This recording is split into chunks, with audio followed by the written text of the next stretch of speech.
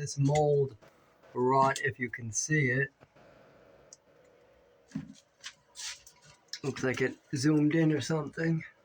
I'm sitting down for most of this, so I hope you can see that black hole right there. But if you can't,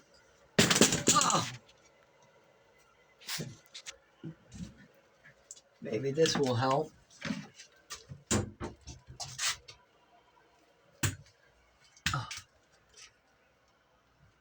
You can see how it's black close to the hole where the water comes in because the mold's been rotting out the hole.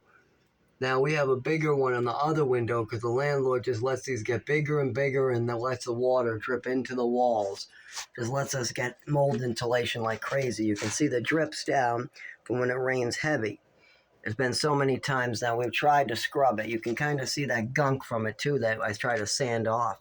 I don't know why it doesn't sand off. Probably some type of fungus or something attached to it now.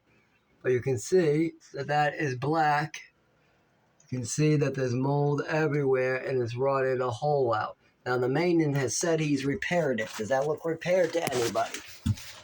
The landlord has been notified. The maintenance has been notified for years about that leaking in. The maintenance has gone on the outside of the building, on the inside of the building, and said it's all fixed. Yet water continues to leak in from that gaping hole and the whole frame in all my rooms, no matter what I do.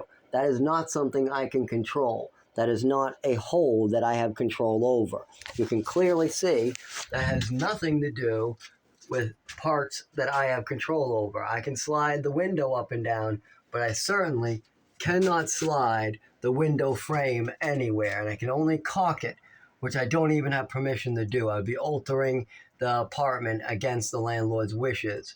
So I reported this over and over that we're getting sick. Water's coming in. We literally have to soak up the floor all the time. We got water going in the walls, getting us sicker and sicker. There's pictures of the mold on the outside of the building. There's gaping holes on the outside of the building.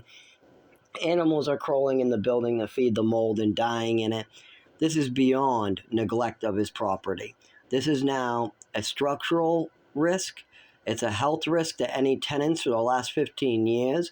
He has illegally dumped septic tanks. He has septic leaking. You got black water. He has no light bulbs in the house. Like in the last 6 years I've lived here, there's been at least 2 years worth of no light bulbs, maybe more than that. We've had, for the first 3 years we lived here, no salt, so nothing got salted in the front of the building. Everybody had to slip and fall with their trash trying to get home.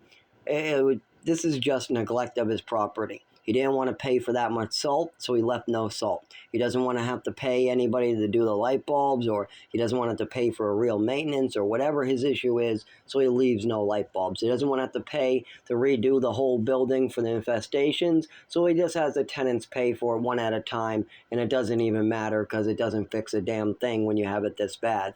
The infestation never went away. We're still living in a studio because the landlord has not done what he's supposed to. So this whole building has to suffer. And because they're all low income, struggling to make a living, because some of us are paying $600 in electric, other people are having health issues, they're in the hospital, missing work. Because of that, it gets harder and harder to live while living with these type of health risks. Also, the structure of this building, I mean, we had a windstorm, and it literally tore down the deck, the railings holding up the deck. And you know what the landlord did? He just put a little bit of paint and some siding around it so nobody would notice that the damn thing isn't structurally sound. You got rotting where the framing is of the building on the further side where you see the giant rotted holes out on my side. The beams inside the walls and the